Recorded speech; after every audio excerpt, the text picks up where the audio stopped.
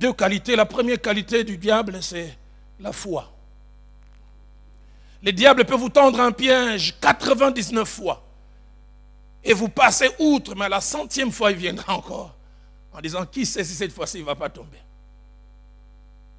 Mais deuxième qualité, il est patient. Nous allons voir ça tout à l'heure. Il ne se lasse pas. Toujours prêt à travailler. Troisième des choses que j'aimerais dire concernant les diables nous fait du mal. J'aimerais que tu m'aides à dire à ton voisin, dis-lui, ce n'est pas moi qui t'ai dit, c'est le pasteur Roland qui m'a dit de te dire, les diables ne t'aiment pas. Change de voisin, dis à l'autre, dis, ce n'est pas moi, c'est le pasteur Roland, il m'a dit de te dire que les diables ne t'aiment pas.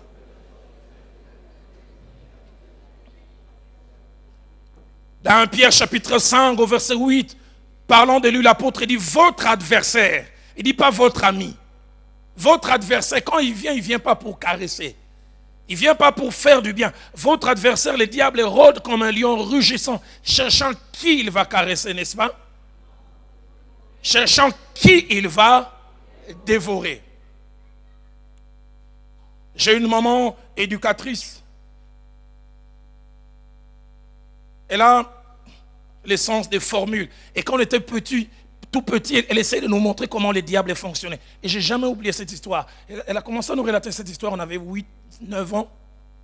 Elle disait un jour, il y avait un scorpion qui était au bord d'un cours d'eau et qui voulait traverser de l'autre côté. Il pleurait en criant, grande voix, versant des chaudes larmes.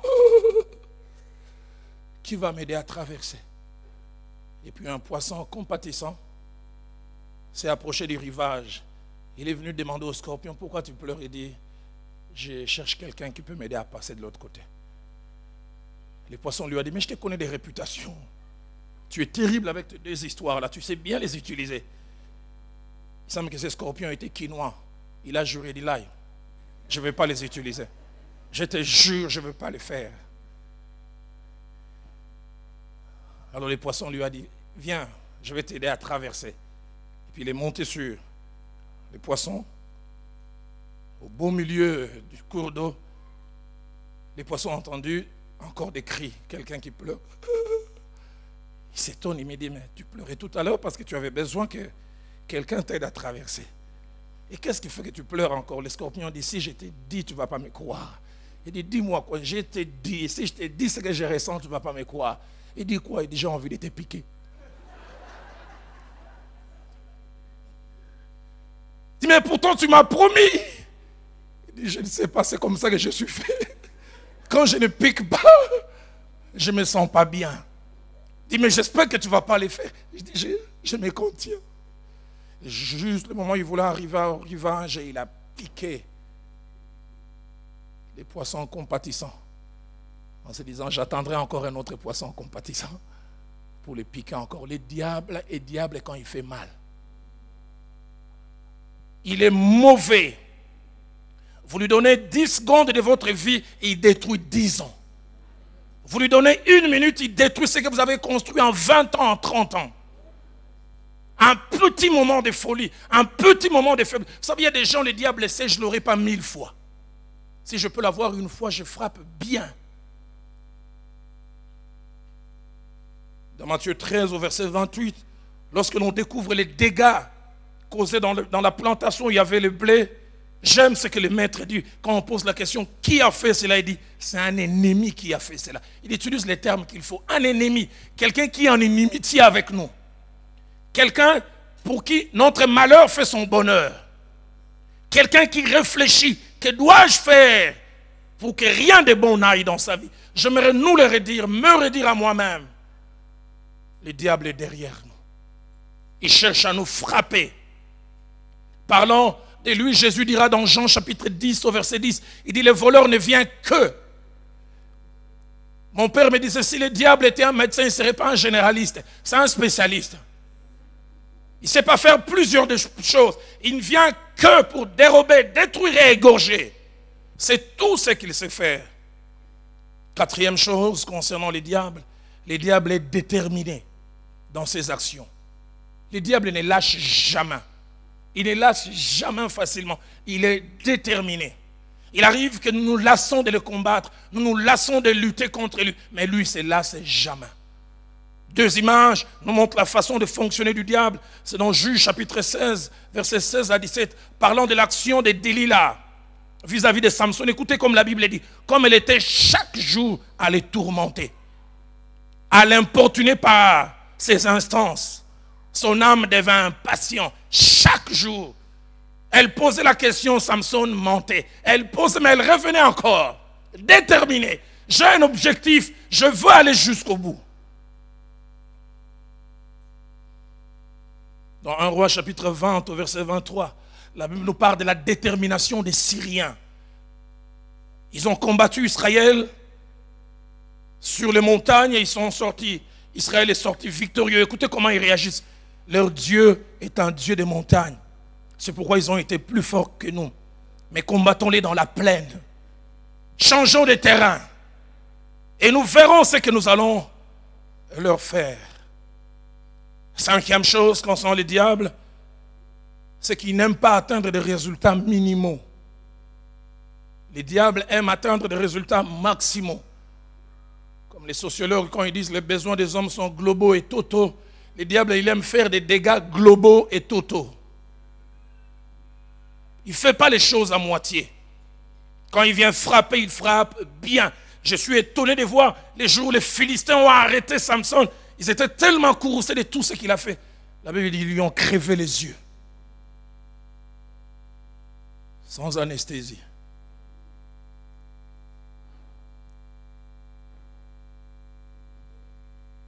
Et Jésus, connaissant cela, il dira à ses disciples, le diable, il est réfléchi, il veut du mal, il est méthodique, il est déterminé, il aime faire du mal à 100%.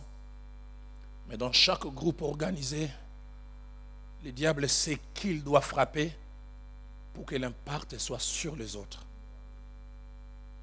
S'il veut affaiblir cette église, il ne va pas toucher un croyant. Il viendra toucher cet homme. S'il va affaiblir une famille, c'est vrai, l'homme et la femme ont une place, mais il va s'attaquer surtout à l'homme. Parce qu'il sait ce qu'il veut faire. C'est pourquoi Jésus-Christ, regardant ses disciples cette nuit-là, il leur a fait comprendre une réalité que j'aimerais que vous et moi, non seulement nous puissions comprendre, intérioriser. Il dit, voilà comment le diable fonctionne. Matthieu 26, 30 à 30, il dit, je frapperai les bergers et les brebis du troupeau seront dispersées. On ne dit pas que je frapperai une brebis. Je frapperai le berger. Je frapperai celui qui donne la direction. Je frapperai celui qui protège. Je frapperai celui qui réfléchit sur le bien-être. Je frapperai celui qui a houlette et bâton entre ses mains, qui essaye de... Si je les frappe, ils sont à la merci. Quand le diable veut affaiblir une famille, une société, il frappe les bergers. Il sait que si je peux toucher les bergers dans une famille, le troupeau sera dispersé. Ah, des fois, nous n'avons aucune idée de certaines choses qui arrivent à notre conjoint, à notre mari, à cet homme. Nous n'avons aucune idée de certains moments, de passages à vide. C'est nous qui sommes visés derrière lui. Dans 1 Samuel chapitre 31, au verset 3, la Bible nous parle d'Israël qui est en train de combattre avec les Philistins. Écoutez ce que ce passage dit. L'effort du combat porta sur Saül.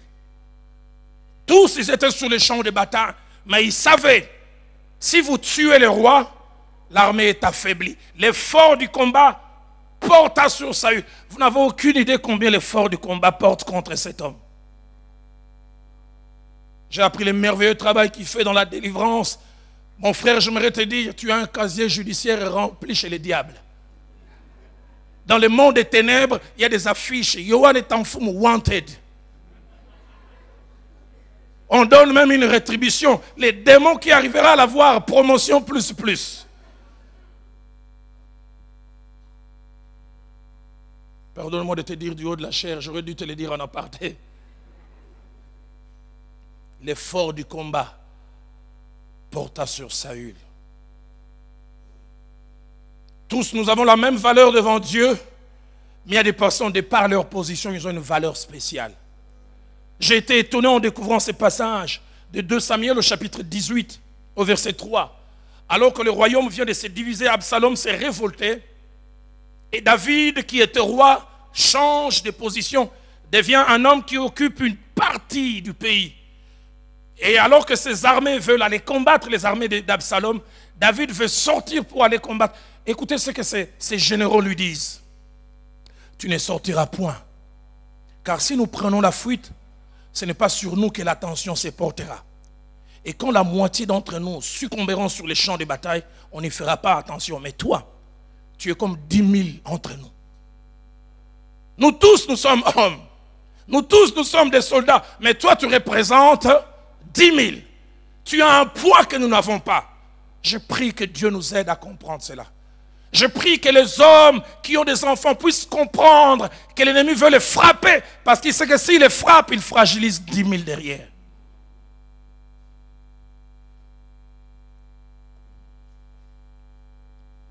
Et cela me permet de revenir au passage d'Exode. 1er, 8 à 10 et 16 à 22 que nous avons lu au départ. Qui nous montre un certain nombre de choses. La première des choses, c'est la peur du pharaon à cause du peuple juif qui devient nombreux et qui devient influent. Ces rois tremblent. Vous n'avez des fois aucune idée combien nous faisons peur à l'ennemi. Vous n'avez aucune idée combien cette complicité que vous avez avec votre mari, non seulement le diable, même les hommes qui n'aiment pas ça. Quand ils vous voient rentrer la main dans la main, certains se limitent simplement à souhaiter que ça n'aille pas. D'autres vont plus loin que les souhaits, ils travaillent même pour que cela n'arrive pas. J'ai été étonné à Kinshasa une fois, je vais visiter un ami au bureau, il est directeur d'entreprise. Et juste avant d'entrer, il y a 2 jeunes secrétaires. Et je suis placé là dans l'antichambre avant d'entrer. Ces 2 jeunes filles, je pense qu'elles devaient avoir entre 26 et 28 ans. Elles sont en train de parier entre les deux. Le dinga, il patron, là, ce patron-là, je vais finir par l'avoir sur moi. Je dis, waouh, les pauvres. Il est au bureau, il ne sait rien. Demain, elle verra la petite secrétaire venir avec un décolleté diabolique. Patron, ça va? Au lieu de regarder le dossier, on commence à regarder ailleurs. Aucune idée, les deux disent, moi je vais finir par la voir. Les pharaons avaient peur. Nous n'avons aucune idée combien de gens à qui nous faisons peur. Notre bonheur leur fait peur, notre réussite, nos progrès. Les pharaons disent, ce peuple, non seulement il est devenu fort, mais il ajoute, ils sont devenus influents. Voilà les enfants d'Israël qui forment un peuple plus nombreux et plus puissant que nous. Mais la deuxième des choses qui me frappe, c'est son projet d'affaiblir ces peuples en utilisant des moyens appropriés. Écoutez ce qu'il dit. Montrons-nous habiles à son égard. Travaillons avec la manière. Et vous savez, les pharaons comme ça, ils ne prennent pas des décisions à la légère. C'est tout un cabinet de conseils qui se sont retrouvés. Peut-être même qu'ils ont passé des jours et des jours. Que faire pour affaiblir ces peuples? Et quelqu'un a eu la trouvaille. Waouh! Voilà ce qu'il faut faire. Si vous voulez affaiblir cette population, occupez-vous des hommes.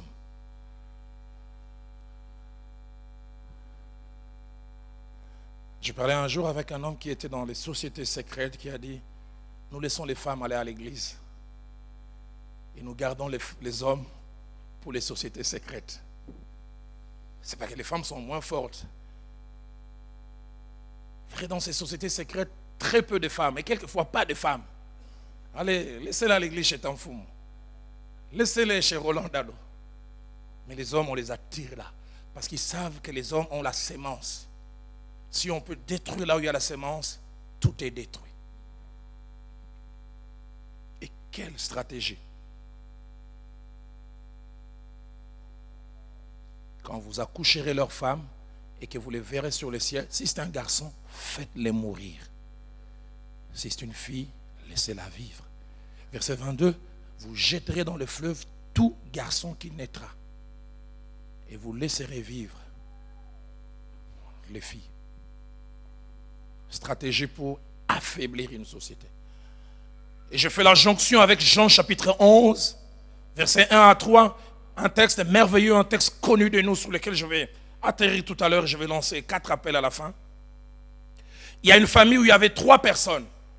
Il y avait 2 sœurs qui vivaient avec leurs frères, Marthe, Marie, ainsi que Lazare. Mais la Bible, parlant de cette famille, nous dit, le seul homme de cette maison devint malade. Parler de maladie, c'est parler de l'altération de la qualité de vie. Altération de l'état de santé. Et quand il y a maladie, il y a 2 possibilités. La première possibilité, c'est qu'il y a un dysfonctionnement intérieur. La deuxième possibilité, c'est qu'il y a attaque venant de l'extérieur. Deuxième des choses que j'aimerais dire par rapport à la maladie. Quand la maladie arrive, il y a 2 options. La première option, c'est que l'on puisse combattre cette cause interne ou externe pour finalement retrouver l'état initial. Mais la deuxième possibilité, c'est que si on n'arrive pas à combattre la cause du dysfonctionnement, on va jusqu'à ce que les biologistes appellent la cessation de tout principe de vie, la mort. Maladie. Lazare qui était dans cette maison avec ses 2 sœurs. Un beau jour, qu'est-ce qui s'est passé? On ne sait pas ce qui s'est passé. Y a-t-il eu une bactérie, un virus, et je ne sais quoi? Toujours est-il que celui qui était fort, celui qui sortait, celui qui faisait plusieurs choses, désormais il ne pouvait plus bouger. Pourquoi on n'attaque pas Marie? Pourquoi on n'attaque pas Marthe? Pourquoi seulement cet homme? Parce que le diable sait que si l'on frappe les bergers, les brebis du troupeau seront dispersées. Dans la pensée juive, c'est vrai, l'homme et la femme ont leur valeur, mais l'homme représente 5 choses essentielles. La première des choses, dans la pensée juive, l'homme représente la force spirituelle. C'est l'homme qui était le prêtre de la maison. C'est l'homme qui présentait les sacrifices devant Dieu. C'est l'homme qui présentait les offrandes. Désormais, dans cette maison, on ne présentera plus les offrandes parce que celui qui devait les faire est couché, attaqué. Seigneur, garde nos hommes spirituellement en bonne santé. Ne laisse pas que nos Lazare qui devaient tenir le culte soient sur les lits en train de grelotter. Donne-nous des Lazare qui sont debout.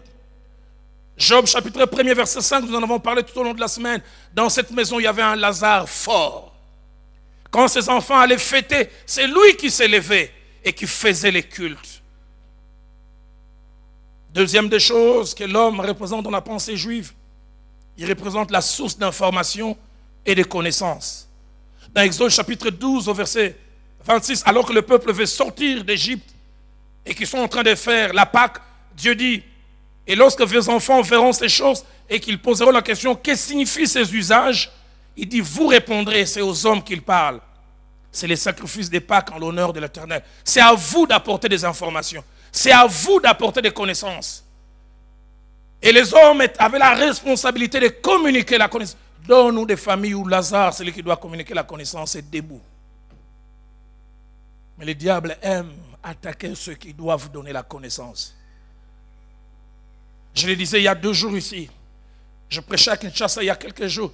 Je dis, j'en ai assez de ces hommes qui vantent la spiritualité de leur femme. Ma femme prie terriblement. Femme de prière. Donne-nous l'inverse. Donne-nous des couples où les femmes vont vanter leur mari. Mon mari, terrible. Intercesseur avec I majuscule. Source des connaissances. Troisième chose que l'homme signifie dans la pensée juive, c'est la force économique. C'est l'homme qui va se battre. C'est le pourvoyeur de la famille.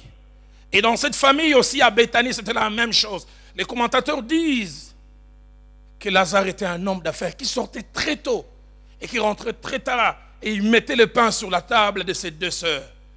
Mais voilà celui qui sortait pour aller se battre, celui qui posait du pain, de la viande sur la table, il ne peut plus sortir parce qu'il est malade. J'aimerais vous dire, quand le diable veut toucher votre qualité de vie, il touchera votre Lazare.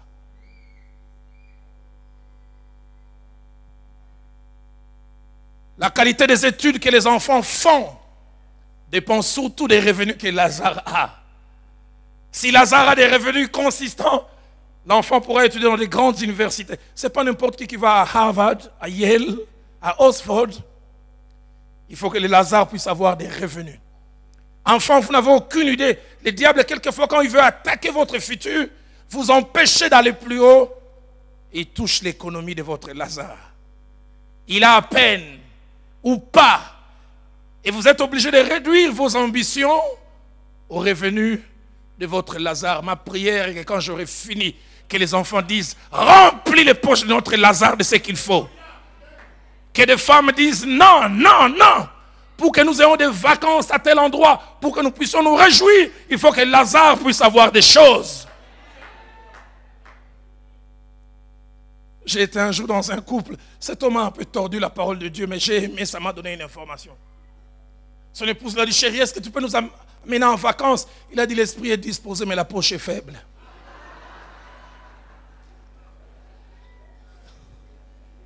Esprit disposé, mais poche, j'ai pris que les poches de nos Lazare ne puissent pas être faibles.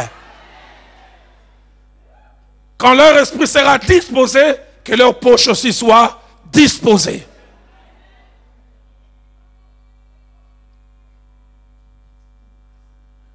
Aujourd'hui, nous vivons dans une société hiérarchisée. Parce que nos Lazare n'arrivent pas à aller au-delà.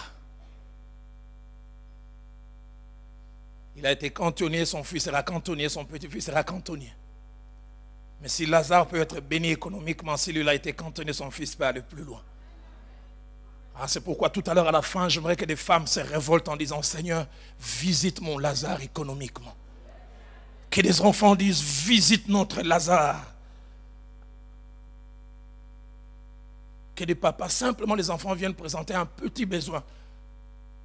J'ai vu ça à Kinshasa. Papa, est-ce que tu peux nous acheter la glace à Angana Comédien Bekabano Barobomangaye? Je vais me tuer. Ces enfants veulent me tuer. À cause d'une petite demande. Donne-nous des Lazare économiquement forts. Quand les enfants viennent, ils disent, ça ne fait rien, montez dans le véhicule. On peut y aller. Parce que Lazare est fort. Et c'est ce que Dieu veut. Seigneur, nous ne voulons pas que nos Lazare dorment. Nous refusons que nos Lazare grelottent de fièvre. Nos Lazare doivent être là en train de travailler, en train de faire des affaires pour gagner. Nos Lazare, leur place n'est pas les lits. Quatrième chose que les Lazare ou les hommes représentent dans la pensée juive, ils représentent un mur de protection. Un mur de protection à la fois physique et spirituel. Hommes n'avons aucune idée de ce que nous représentons. Un mur de protection physique. Quand un danger pouvait venir la nuit, quand il y aurait un bruit bizarre, ce n'est pas Marthe ou Marie qui irait voir en premier, c'est Lazare. Pas comme ces couples que j'ai vus à Kinshasa, la femme a dit, pasteur, un jour la nuit, on a entendu des bruits bizarres. L'homme a dit à sa femme, chérie, chérie, va voir. Non, ça c'est pas le rôle de la femme, c'est l'homme. Je me suis marié en 92. Je peux en parler librement, mon épouse n'est pas là. Janvier 91, il y a eu le premier pillage chez nous à Kinshasa. Le deuxième, le second pillage. J'étais allé prêcher à Lupin. Il n'y avait pas de transport. J'ai fait les pieds de la cité Mamambutu, très loin. Nous habitions juste le quartier à côté du camp Tchatch.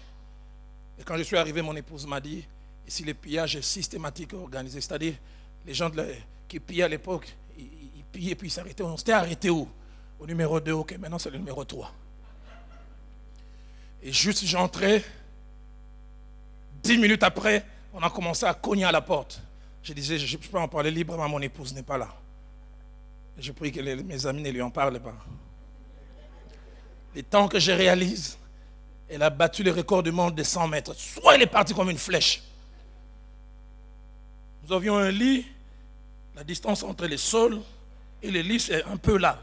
En temps normal, je ne pense pas qu'elle pouvait rentrer là. Les biologistes appellent ça l'instinct de conservation de la vie. Je l'ai vu rentrer comme une flèche. Pia!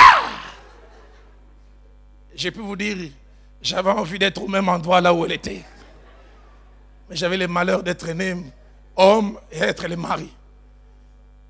Et quand on cognait à la porte, j'ai su aller. J'ai dit à ces jeunes gens, qu'est-ce que vous voulez? Hein? Quelqu'un a dit, quand on a peur, on fait semblant de faire peur. On a discuté avec eux 4 ou 5 minutes. Ils ont pris un poste radio, ils ont pris, puis ils ont fermé. Quand je suis rentré, mon épouse m'a regardé. Oh, mais tu es costaud. J'ai dit, qu'est-ce que tu penses?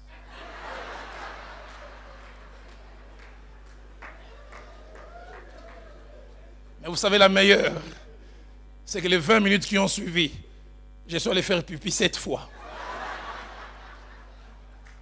Le métabolisme avait été dérangé par l'assurance extérieure apparente. Quand je suis allé 2-3 fois, elle m'a dit, tu vas encore? J'ai dit, oui, encore. Ah, être homme, c'est pas facile, hein? Mais dans la pensée juive, l'homme représente cette protection physique. Et dans cette maison, ils n'avaient plus de protection parce que celui qui devait les protéger, malade. Mais protection aussi spirituelle. J'aime quand le diable veut attaquer Job, il dit à Dieu dans Job chapitre 1er verset 10, ne l'as-tu pas protégé, lui, sa maison et tout ce qui est à lui. La version française courante dit, n'as-tu pas placé un mur de clôture? Quand le père se comporte d'une certaine manière, il y a un mur spirituel. Et quand le diable veut attaquer une famille, il essaie d'enlever cette haie. Et il enlève le plus souvent en baissant la qualité de vie de Lazare, de l'homme qui doit être la protection. Donne-nous des Lazare qui ont conscience que c'est de leur spiritualité que dépend la protection. Je revois cette femme de serviteur de Dieu, qui vient me voir au bureau en pleurant et dit, pasteur, je suis triste, mon Lazare est malade. Je suis triste parce que j'ai été naïve. Il dit, depuis maintenant plus de 4 semaines, chaque fois vers samedi, mon mari prêche toujours le dimanche, mais vers 22 heures, il sort et dit, chérie, je prie pas en chambre, je vais aller au salon.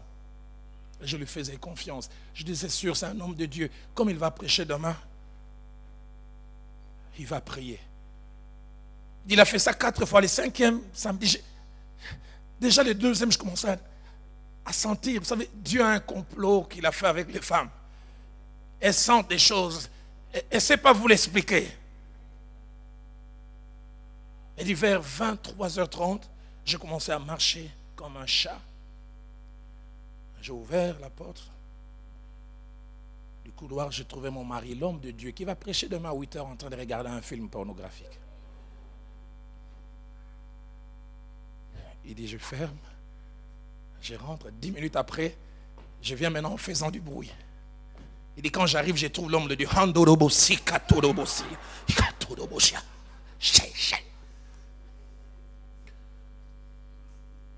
Donc, je n'aurais pas vu ce que je vis en premier. J'aurais cru qu'il était en train de prier. Lazare est malade spirituellement. Il est très malade. Il est très malade. Et en terminant, j'ai dit ces 2 choses. Qu'il est bon, si on est Lazare malade, d'avoir à ses côtés des gens qui nous observent. Ce que j'aime dans ces textes, c'est que les 2 sœurs savaient que de la qualité de vie de leurs frères dépendait aussi leur vie. Ce que je trouve merveilleux, ce n'est pas Lazare qui a fait la requête. Ce sont les sœurs qui ont dit à Jésus, notre frère est malade. Donnez-nous des femmes qui sont tout autour de Lazare, qui prennent conscience que Lazare est malade, qui en parleront à celui qui sait guérir les Lazares, qui envoie une délégation. Notre force économique est malade. Notre source de connaissances spirituelles est malade. Notre baromètre spirituel est malade. Notre protecteur est malade. Et nous savons que toi, tu sais faire quelque chose. Tout à l'heure, à la fin, je lancerai un appel. S'il y a une femme qui voit son Lazare qui est malade, financièrement, malade spirituellement, crie en ces jours vers celui qui s'est redonné la vie au Lazare. Et ce que j'aime encore, et je finis par là, avec notre Dieu, même quand les Lazare meurent, lui, il est capable de les ressusciter. Il est capable de leur redonner la vie.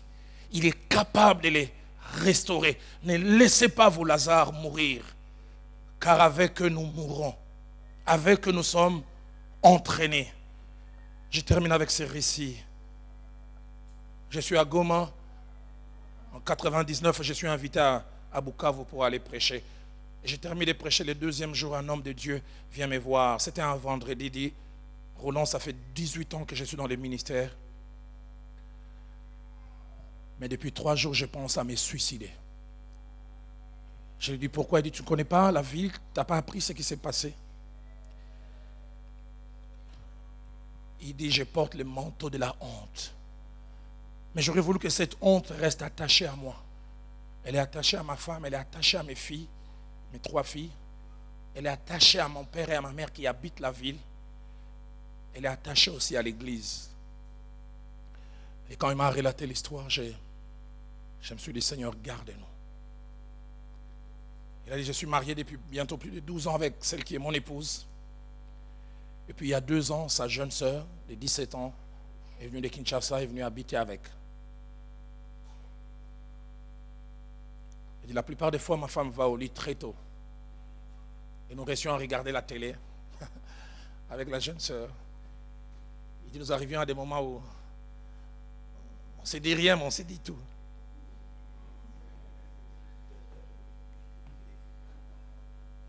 Il dit, quand j'ai commencé à sentir cette inclinaison, je savais que ce n'était pas bien.